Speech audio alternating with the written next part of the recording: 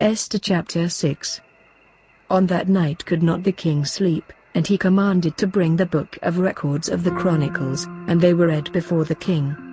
And it was found written, that Mordecai had told of Bigthana and Teresh, two of the king's chamberlains, the keepers of the door, who sought to lay hand on the king Ahasuerus. And the king said, What honor and dignity hath been done to Mordecai for this?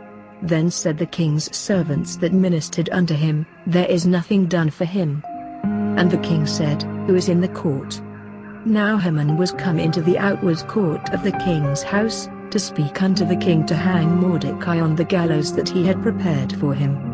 And the king's servants said unto him, Behold, Haman standeth in the court.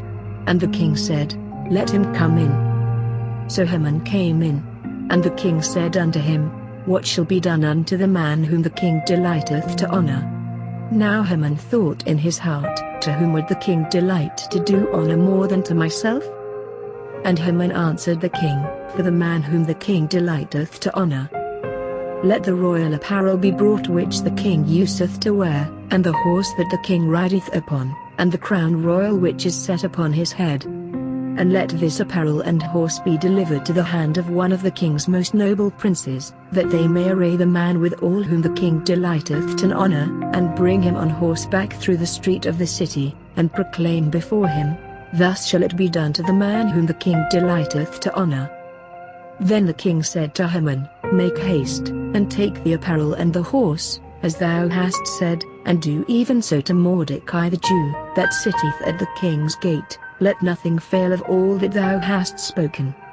Then took Haman the apparel and the horse, and arrayed Mordecai, and brought him on horseback through the street of the city, and proclaimed before him, Thus shall it be done unto the man whom the king delighteth to honor. And Mordecai came again to the king's gate.